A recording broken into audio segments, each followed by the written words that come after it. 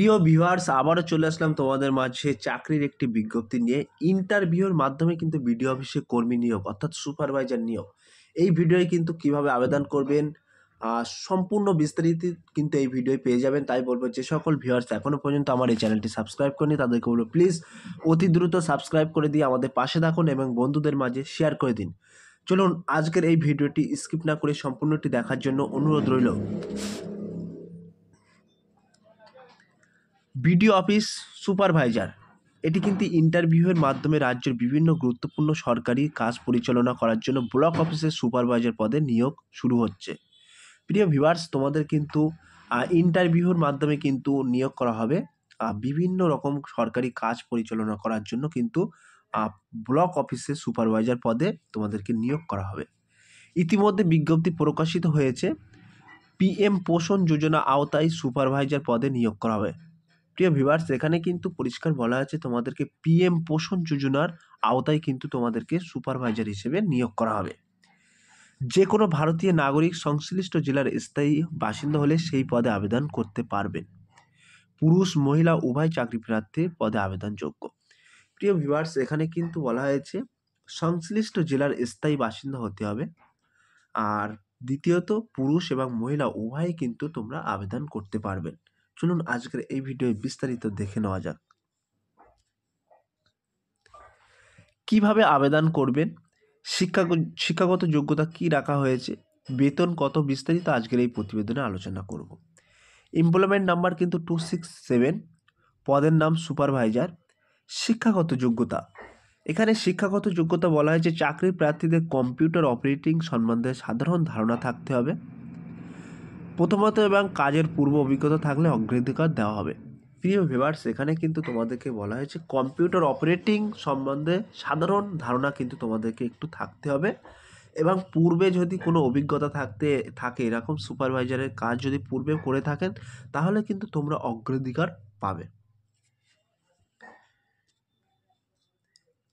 মাসিক বেতন কিন্তু এখানে উল্লেখ করা আছে 10,000 টাকা কিন্তু মাসিক বেতন। বয়স এখানে কি বলা হয়েছে, আবেদনকারীর বয়স 65 বছরের নিচে হতে হবে।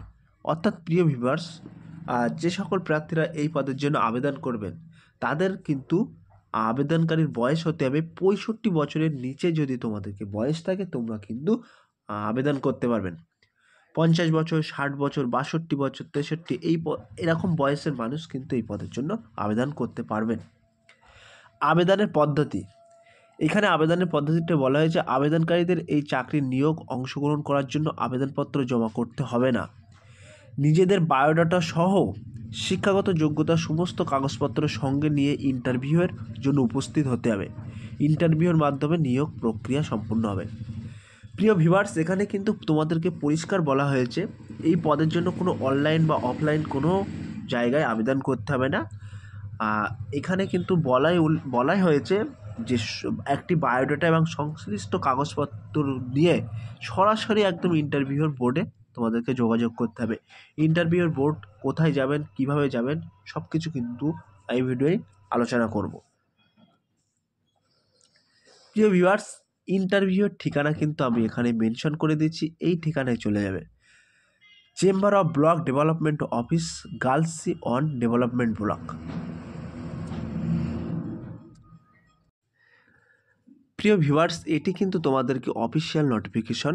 আমি তোমাদেরকে এখানে বলছি government of West Bengal block development office, Galsi one. ঠিক আছে, এটা কিন্তু পূর্ব বর্ধমান। এখানে কিন্তু ইন্টারভিউর টাইম দেওয়া হয়েছে আর ডেট 27/2/2024। তোমাদের কিন্তু ইন্টারভিউ হবে 27/2/2024। টাইম কিন্তু 11:30 AM, রিপোর্টিং টাইম 11টা। প্রিয় ভিউয়ার্স, এখানে কিন্তু তোমাদেরকে পরিষ্কার বলা হয়েছে 27/2/2024 তারিখে কিন্তু সরাসরি তোমাদেরকে ইন্টারভিউ হবে। ইন্টারভিউ টাইম কিন্তু 11:30 AM, রিপোর্টিং টাইম কিন্তু 11টা আর ইন্টারভিউ হবে 11:30। প্লেস অফ ইন্টারভিউ হবে কোন জায়গায়, তোমরা কিভাবে বুঝবে আমি বলে দিচ্ছি। Chamber of the block development officer, Galsi one development block, অর্থাৎ এটি কিন্তু পূর্ব বর্ধমানে।